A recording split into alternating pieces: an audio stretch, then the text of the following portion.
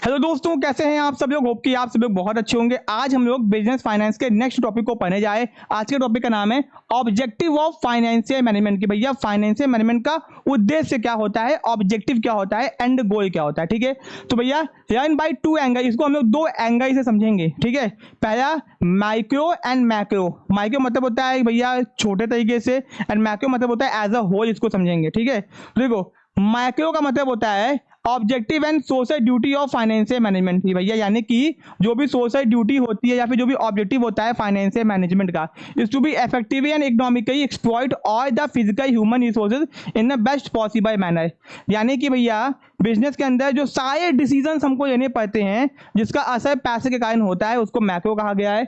Micro का मतलब होता है objective of financial management should be to exploit the limited resources. यहाँ पे हमारे पास में रिसोर्सेज लिमिटेड रहेगा, available in a country on a basis of best alternative so that country gets maximum social cost benefit so those firm which can make best product at reasonable price। देखो micro के अंदर पैसा limited है तो हम maximum उसका use करेंगे जिससे हम अच्छा सामान बना सकें कम से कम दाम में और मैक्सिमम फायदा भी कमा सकें। देखो मैक्रो के अंदर बोलता है भैया ये ऑब्जेक्टिव सोशल ड्यूटी के ऊपर डिपेंड करता है, सामाजिक, यानी कि हम सबको ध्यान में रख के चलेंगे, सबको, सब लोगों को। ठीक है, is to be effective and economically exploit all the physical human resource in a best possible, यानी कि पैसे का, इंसान का, चीजों का, सबका अच्छे से यूज करेंगे। बट यहाँ पे क्या है कि हम पैसे का ऐसा यूज करेंगे लिमिटेड रिसोर्सेज का कि भैया हम मैक्सिमम अच्छा चीज बना सकें। ठीक है, at micro level objective of financial management is to complementary to the objective at macro level, यानी अगर माइक्रो अच्छे से होगा तभी मैक्रो अच्छे से होगा। ठीक है, दिस कैन बी, इसको कहा गया है प्रॉफिट मैक्सिमाइजेशन, यानी कि जो आपका माइक्रो है भाई इसमें बोला गया एक पहला आपका है प्रॉफिट मैक्सिमाइजेशन, दूसरा आपका है वेल्थ मैक्सिमाइजेशन। यानी जब भी कंपनी ऑब्जेक्टिव के बारे में सोचती है तो ये सोचती है या तो हम प्रॉफिट कमाए, खूब प्रॉफिट कमाए, खूब पैसा कमाए, या तो वेल्थ कमाए। वेल्थ का मतलब क्या होता है, प्रॉफिट का मतलब क्या होता है, मैं आपको बताऊंगा डिटेल के अंदर, बहुत ही इंपॉर्टेंट टॉपिक है ये। अब देखो प्रॉफिट मैक्सिमाइजेशन, अब देखो पूछेगा एग्जाम में कि भैया प्रॉफिट मैक्सिमाइजेशन कंसेप्ट क्या होता है तो आप बता दोगे। पूछेगा ऑब्जेक्टिव क्या होता है तो बताओगे भैया माइक्रो होता है फिर मैक्रो होता है। ठीक है, फिर माइक्रो मैक्रो के अंदर आपका अंदर आता है प्रॉफिट मैक्सिमाइजेशन या फिर वेल्थ मैक्सिमाइजेशन। तो अकॉर्डिंग टू दिस अप्रोच जो भी हम काम करेंगे, जो भी एक्टिविटी करेंगे which increases the profit should be undertaken, यानी वही काम करेंगे जिस काम से हमारा प्रॉफिट क्या होना चाहिए, इंक्रीज होना चाहिए। यानी प्रॉफिट मैक्सिमाइजेशन के अंदर हम डिसीजंस केवल वही लेंगे जिससे कि मेरा प्रॉफिट केवल मैक्सिमाइज हो। ठीक है, and which decreases profit should be avoided, and ऐसा कोई डिसीजन जैसे मेरा प्रॉफिट कम होता है तो उसको अवॉइड कर देंगे।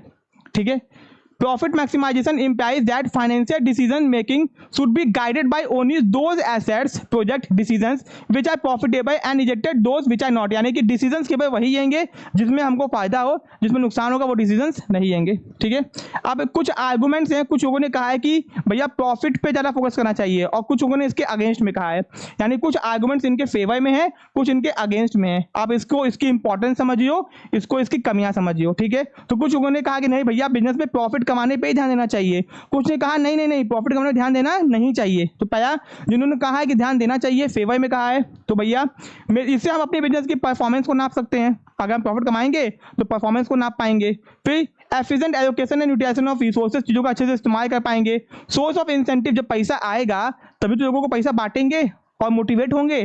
फिर helpful in facing advice business condition, जब बिजनेस की कंडीशन खराब होगी तब काम क्या आएगा, पैसा ही तो काम आएगा भैया, पैसा ही काम आएगा जो आपने कमाया है। फिर helpful in the growth of firm, business का ग्रोथ चाहते हो तो भी यही काम आएगा। हेल्दी कंपटीशन, कंपटीशन अगर हेल्दी बनाए तो भी पैसा कमाना पड़ेगा। एंड डिसीजन यानी कि यही काम आएगा। अब इसका कमी क्या क्या है, एम्बिगियस, ये अन किया है, ये अन किया भैया, प्रॉफिट तो कमाना है बट कौन सा प्रॉफिट कमाना है, ग्रॉस प्रॉफिट कमाना है, नेट प्रॉफिट कमाना है, कि भैया कौन सा प्रॉफिट कमाना है। यानी ये तो बताया नहीं कि प्रॉफिट कमाना है बट कौन सा प्रॉफिट, ये बताया नहीं, इसी को कहा गया है एम्बिगियस, अन किया है। Ignore the time value of money, भैया ये टाइम वैल्यू ऑफ मनी को इग्नोर करता है। इसका मतलब ये होता है कि जो मनी की जो वैल्यू होती है टाइम के अकॉर्डिंग, इसको ये इग्नोर कर देता है। एग्जाम्पल, जो 100 रुपये की वैल्यू 2010 में थी आज उसकी वैल्यू कम हो गई होगी। ठीक है, इग्नोर फ्यूचर प्रॉफिट, भैया फ्यूचर में प्रॉफिट होगा, आप बस अभी कमाने की सोच रहे हो, बाद में भी तो प्रॉफिट होगा, अभी काम करिए बाद में प्रॉफिट होगा आपको। ठीक है, इग्नोर सोशल ऑब्लिगेशन, बिजनेस के कुछ सामाजिक दायित्व भी होते हैं उनको ये इग्नोर कर देता है। ठीक है,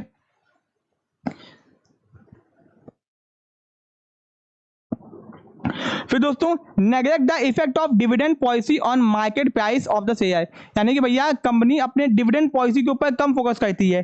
डिविडेंड पॉलिसी का मतलब होता है कि भैया जो कंपनी पैसा बांटने वाली है on a market price of a share, क्योंकि कंपनी का मार्केट प्राइस चल जाए सपोज 100 रुपये और कंपनी डिविडेंड बांट नहीं है उसके हिसाब से, तो ये भी बहुत दिक्कत की बात है। आप प्रॉफिट का कमा रहे हो बट डिविडेंड नहीं बांट रहे हो, आपकी वैल्यू कुछ और दिखाई है, आप डिविडेंड कुछ और बांट रहे हो, ठीक है, ये भी हो गया। अब दूसरा आता है वेल्थ मैक्सिमाइजेशन। देखो एक कंपनी जब भी बिजनेस करेगी तो उसका ऑब्जेक्टिव या तो प्रॉफिट मैक्सिमाइजेशन होगा या तो वेल्थ मैक्सिमाइजेशन होगा, या तो दोनों हो सकता है। तो प्रॉफिट में केवल हम वही काम करेंगे जिसमें हमको प्रॉफिट ज़्यादा हो, और वो काम नहीं करेंगे जिसमें प्रॉफिट ना हो। और वेल्थ के अंदर क्या होता है, देखो this approach is now universally accepted, यानी दुनिया भर ने इसको एक्सेप्ट किया हुआ है as appropriate criteria for making financial decision as remove all the imitation of profit maximisation. क्योंकि प्रॉफिट मैक्सिमाइजेशन की जितनी भी कमियां हैं, जितनी भी क्या है ये कमियां हैं, इसको ये वाला डिसीजन हटा देता है, यानी कि इसमें वो कमियां नहीं है। According to this approach, worth of an asset is measured in terms of benefit received from its use, less the cost of acquisition। यानी कि भैया हमको किस चीज़ से कितना फायदा होया, हम ये इस बात से डिसाइड करेंगे कि हमने उसको खरीदने में कितना खर्चा किया है और हमको उससे कितना बेनिफिट होया है। यानी कि अगर आपने एक साइकिल खरीदी है, साइकिल आपने खरीदी 1000 रुपये की और उसको आप चला रहे हो क्या बोलते हैं 1 साल से भी ज़्यादा, यानी आपको उससे अच्छा खासा फायदा हो चुका है, यानी आपको उससे कितना बेनिफिट मिल रहा है, ठीक है। तो according to this approach worth of an assets, किसी भी एसेट्स की वैल्यू को नापने के लिए हम ये देखते हैं कि कितना हमको उससे बेनिफिट रिसीव हुआ फ्रॉम इट्स यूज, यस उसका खर्चा उसको माइनस कर देंगे। Benefit I measure in time of cash flow received, benefit हमको उससे कितना पैसा आया है इस बात से नापेंगे, ठीक है। Use rather than the accounting profit which was being measurement of the benefit in profit maximisation approach. यानी देखो यहाँ पे अकाउंटिंग प्रॉफिट से हमको मतलब नहीं है। एग्जाम्पल समझो, हमने एक बिल्डिंग खरीदी, क्या बोलते हैं बिल्डिंग हमने परचेज की, ठीक है, हमने खरीदी 1,00,000 रुपये की और हमको भैया उससे रिटर्न भैया हमने उसको रेंट पे दे दिया और हमको क्या बोलते हैं 10,000 रुपये किराया मिल जाए, 10,000 रुपये किराया मिल जाए, यानी कि 10 महीने के अंदर हमको पूरा पैसा हमारा क्या हो जाएगा, रिटर्न हो जाएगा। तो यानी कि इस तरह नापेंगे, इस तरह के भैया कब तक हमारा पैसा आ जाएगा तो उससे हम प्रॉफिट नापेंगे, ठीक है। और अकाउंटिंग में हमको इसको खरीदने से, अगर हम इसको खरीदे और इसको हम बेचे 1,20,000 का तो 20,000 प्रॉफिट हो जाए, तो ये प्रॉफिट से हमको मतलब नहीं है, ठीक है। ओके, ये हो गया आपका measuring benefit in terms of cash flow avoid the ambiguity. तो भैया इससे जो भी चीजें अर्न किया है वो किया हो गई कि हाँ भैया इससे हमको इतना पैसा आया है तो इतना फायदा होगा, तो चीजें अर्न किया ही नहीं है जो कि पहले प्रॉफिट वाले में थी। कौन सा profit, respect to meaning of the terms of profit. Another important feature of this approach is that it also incorporated time value of money, यानी ये मनी के टाइम वैल्यू को ध्यान में रखता है, यानी कि भैया हमको टाइम के हिसाब से जो पैसा मिल जाए उसको हम ये कंसिडर करते हैं इसके अंदर। ओके, ये हो गया।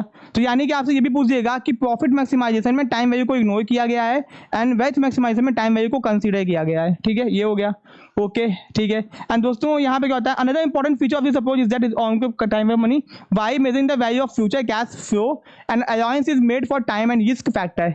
यानी यहाँ पे हम टाइम को भी ध्यान में रखते हैं, रिस्क को भी ध्यान में रखते हैं, यानी टाइम और रिस्क को ध्यान में रखते हुए जो नीचे निकालते हैं उसको बोलते हैं डिस्काउंट रेट।